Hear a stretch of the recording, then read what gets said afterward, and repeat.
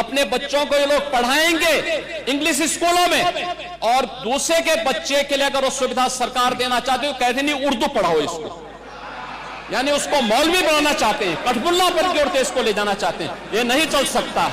अभी आज से थोड़े दिन पहले उत्तर प्रदेश के चीफ मिनिस्टर ने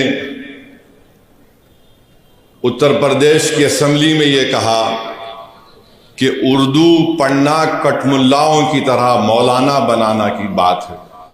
हाय, आदाब, सलाम, नमस्कार, सत श्री अकाल। मैं रोशन कुशवाहा और आप देख रहे हैं times of Sitamarhi. Times of Sitamarhi में आपका स्वागत है। जी, मैं बात कर रहा हूँ AIMM, ऑल इंडिया मजलिस इत्तेहादुल मुस्लिमीन। आज इस पार्टी को पूरे 67 ईयर्स यानी 67 वर्ष हो गए हैं और 67वें वर्ष की वो वर्षगांठ मनाई जा रही है। और इसी पे जो लोगों को संबोधित करते हुए AIMM के सदर राष्ट्रीय अध्यक्ष असदुद्दीन ओवैसी साहब ने क्या कहा है, आज मैं आपको बता दूं।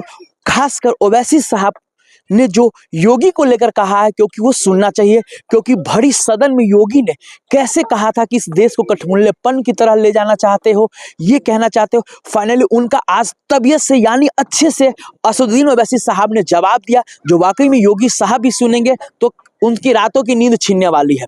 और बारीकी से समझाया किस देश में कैसे उर्दू का महत्व है, कैसे लोग उर्दू को तहजीब देते हैं, और इस तरह के जो एक मुख्यमंत्री होकर इस बात को बोलते हैं, कहीं ना कहीं ये अशोभनीय है।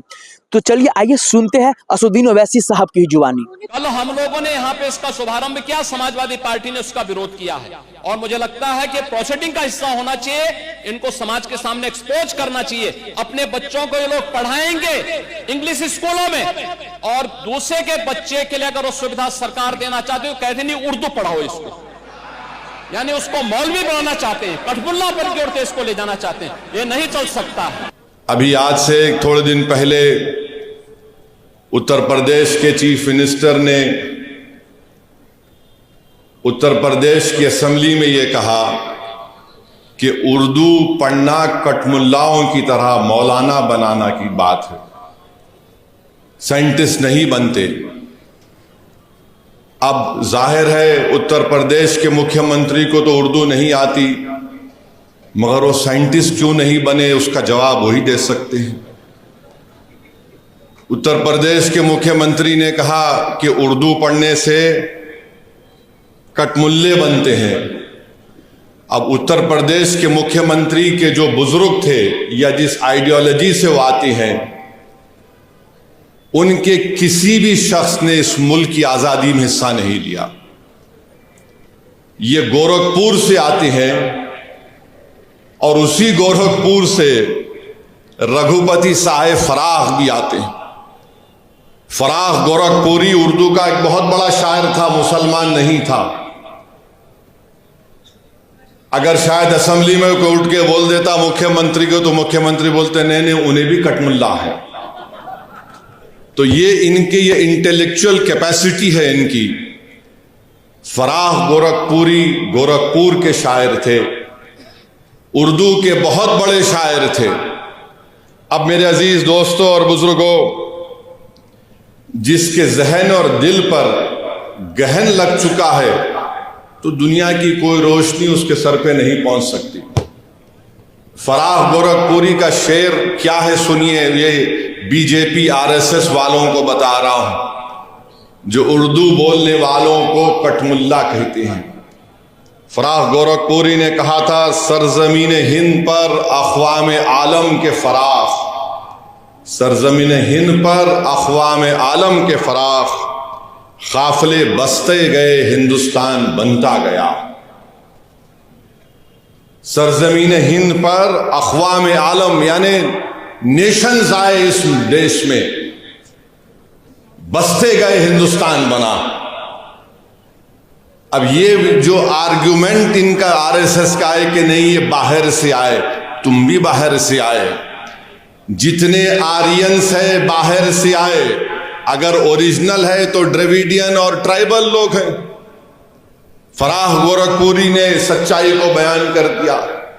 अब इनको नफरत इतनी उर्दू से है कि इनको शायद ये भी नहीं मालूम होगा कि हसरत मोहानी ने कलकत्ता में अंग्रेज लीडर कौन था? मॉन्टेग्यू के खिलाफ हसरत मोहानी ने नारा लगाया था। क्या नारा लगाया था? इनकलाब जिंदाबाद, इनकलाब जिंदाबाद। अब शायद इनको यह भी नहीं मालूम होगा कि सुभाष चंद्र बोस, नरेंद्र मोदी उनका स्टैचू लगाए दिल्ली में। अब नरेंद्र मोदी इनको छोड़ दिए, तुम जरा ये बोलते रहो। सुभाष चंद्र बोस जो आजाद हिंद फौज बनाए थे, उसका नारा क्या था? इत्तेहाद, एतमाद और कुर्बानी। इत्तेहाद, एतमाद और कुर्बानी नारा था सुभाष चंद्र बोस का, नेताजी सुभाष चंद्र बोस का। इस हैदराबाद से वजीर सुल्तान, एक मशहूर फैमिली थी, उनके एक खानदान के फर्द नेताजी के साथ चले गए भारत छोड़ के। इसी मुल्क में हैदराबाद के सफरानी साहब थे, नेताजी के साथ चले गए। ये नहीं मालूम शायद मुख्यमंत्री को, तो यहां हैदराबाद से हम मुख्यमंत्री को ज्ञान दे रहे। राम प्रसाद बिस्मिल को इनको नहीं मालूम होगा, हिंदू थे। उन्होंने कहा था कि सरफरोशी की तमन्ना अब हमारे दिल में है। तो यही सरफरोशी की तमन्ना अब हमारे दिल में है कहकर भगत सिंह फांसी के फंदे पे चढ़ गए। और यही उर्दू के लफ्ज को अल्लामा काफी रहमतुल्लाह अलैह, जो मुरादाबाद के थे, अंग्रेजों के खिलाफ जिहाद का फतवा दिया था मौलाना काफी ने। जब 2 दिन में अंग्रेज जज ने उनको 2 मई को ट्रायल शुरू हुआ, 4 मई को उनको फांसी की सजा दे दी गई। और मौरिख ने लिखा कि अल्लामा काफी के ऊपर इस्तरी गरम करके उनके जिस्म पर चुरके दिए जाते थे। वो अल्लामा काफी जब फांसी के फंदे की तरफ जा रहे थे तो उनके उर्दू के अशार नातिया उर्दू के अशार थे। उत्तर प्रदेश के मुख्यमंत्री, आप उत्तर प्रदेश के मुख्यमंत्री हैं, मौलाना काफी मुरादाबाद के थे।